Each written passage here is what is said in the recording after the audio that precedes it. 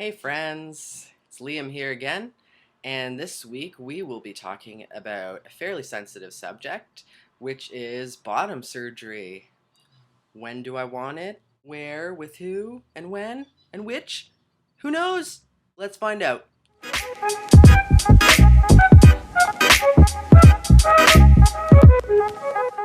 Right now, it's not in the cards.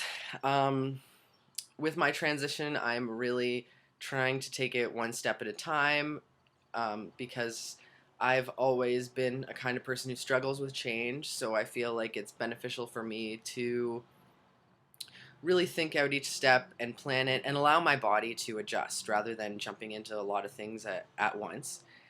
And also, other than, the physical and the mental aspects about me planning my surgery, there's also the financial aspect of it all, and more so dealing with the processes with my government and how they fund the surgery. Bottom surgery is covered, and I am on the list waiting to go through the Gendered Identity Disorder Clinic through CAMH here in Ontario. Um, but it is like a 2-year wait list. I've been on for almost a year now, actually, and no word yet. They do cover top and bottom surgery. This is way off topic. I'm not really going to go into detail, but essentially, they will pay for bottom surgery through approved surgeons. And one surgeon that I pretty much have on the top of my list for a potential surgeon for bottom surgery is Dr. Oh God, I can't remember his name. Dr. Broussard. He has a clinic in Montreal, in Canada, and a good friend of mine is going there for phalloplasty this November. So I'm gonna be able to know someone who's gone to him and know the results. I've looked at all of his results, and all of them look amazing. As far as what surgery I'd be choosing phalloplasty. I know it's a lot more involved. It has a lot more steps to it. However, through looking at the differences between the surgery of matidoplasty and phalloplasty, I feel like I would be more suited to do phalloplasty because personally, I feel like I will be more um, fulfilled with the results of phalloplasty rather than matidoplasty.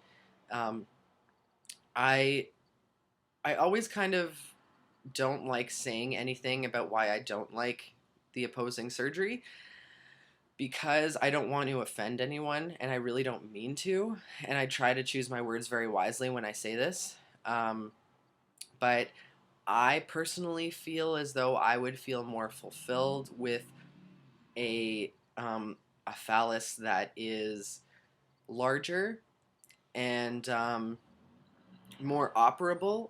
Not operable, but functional, I guess you could say. Um, there are, you know, advantages and disadvantages to each surgery. I won't go into detail about those because I'm sure someone else has said something about it.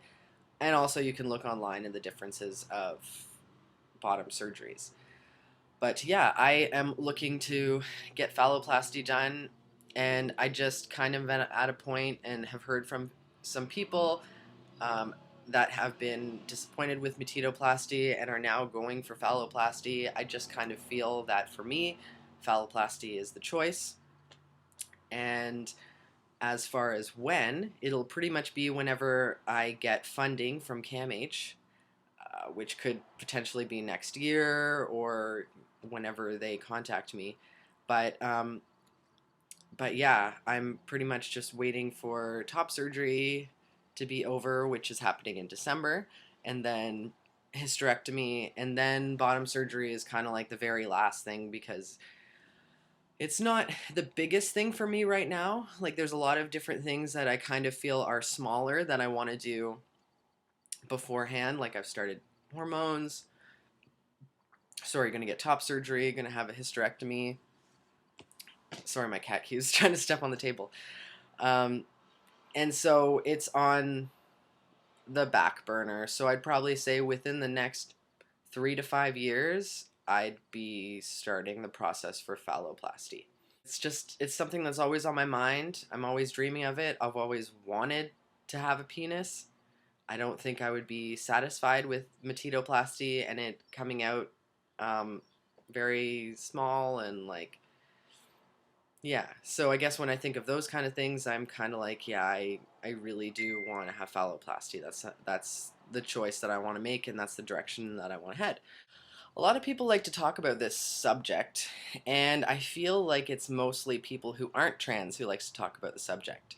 And um, I think it's because a lot of people are very curious as to what goes on behind closed doors and what's in people's pants because people are really curious. A lot of people still don't really understand the ins and outs of trans lives, and I find a lot of people don't think that asking about such personal topics are actually private because I think because people don't understand it, they feel as though they have a free pass at asking you really in-depth topics that wouldn't necessarily be something suitable to ask someone who was cisgendered.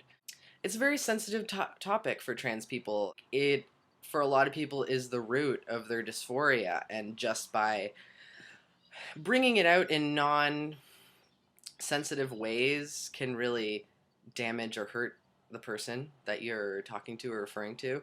So I guess like a big disclaimer before you talk to someone about this, if you're not a trans person, just please go by what you would feel comfortable being asked and say if um, you would be comfortable being asked about your genitalia, then move on and kind of judge the situation by, am I close to the person? Am I close enough, like a close friend or family member that would be more, I guess, more of a suitable person to be asking these types of questions. Someone who knows you a little more personally, rather than maybe like a staff member, some acquaintance, or whatever. That's not appropriate. So I mean, you have to go by what's appropriate, what's not appropriate. And if it's something that's not appropriate and you're really curious, go online, because honestly, that's where I find all of my information, along with asking people and whatnot. And it is a little different in my situation because I'm trans. Um, I find that there is like a huge support system and a lot of things out there for trans people to ask these kinds of questions. But then when you go outside of it, cis people asking these questions and stuff, I find do the research first, go online, look for yourself, try to get as much information as you can from it. And if you do have further questions, if you do have anything concerning the other person, then address them in a very non-threatening way in a place that's comfortable for them. So with that, I guess that is about it for bottom surgery. I hope you guys have enjoyed what I have had to say, and I hope that I haven't offended anyone or anything like that. That's just my own opinions. It definitely does not reflect anything that anyone watching values, more so just kind of my feelings towards it. And that's not to say that matidoplasty isn't a valid surgery or it isn't a good surgery for people. It is. People are very satisfied with matidoplasty.